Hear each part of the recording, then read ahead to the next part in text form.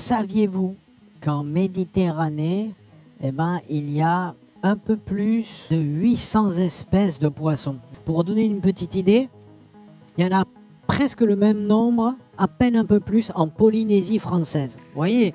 Donc la Méditerranée, il y a beaucoup d'espèces, forcément parce qu'on l'étudie depuis très très très longtemps. Mais sur toutes ces espèces, il y en a encore beaucoup dont on n'a pas le génome, l'ADN. Et aujourd'hui, c'est ce que les chercheurs recherchent. Et il faut qu'on arrive à les capturer, couper un petit bout de nageoire pour récupérer leur génome. À la suite de quoi, on aurait une base de données de toute la faune et flore de Méditerranée.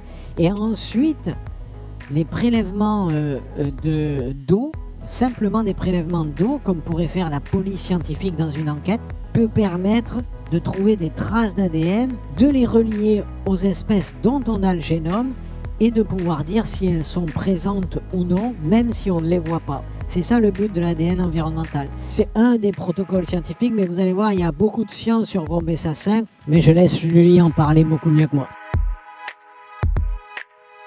Je suis la responsable scientifique de l'expédition Bombessa 5.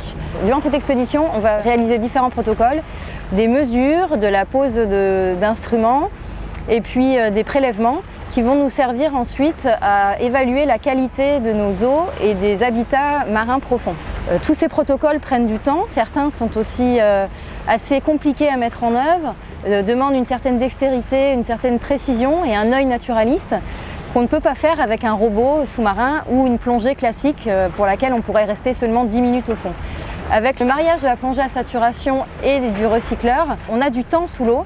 Et ce temps long, donc, qui peut aller jusqu'à 3 heures ou 4 heures, va nous permettre de déployer tous ces protocoles et d'avoir les réponses à toutes nos questions en même temps sur un même endroit.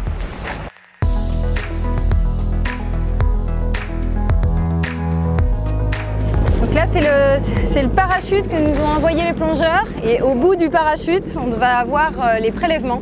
C'est un peu la petite pochette surprise. On leur a passé commande de prélèvement, mais on ne sait pas s'ils ont trouvé toutes les espèces qu'on avait commandées. Donc de l'eau qui vient de moins 77 mètres sous la surface. Alors ensuite, donc ils nous ont ramassé du sédiment, donc des gorgones. Donc là, avec tous ces prélèvements, déjà ça nous donne une idée de la diversité en gorgones qu'on a sur le site. Ensuite, pour voir exactement les communautés qui y vivaient, on va pouvoir analyser les vidéos et les photographies qui vont nous remonter.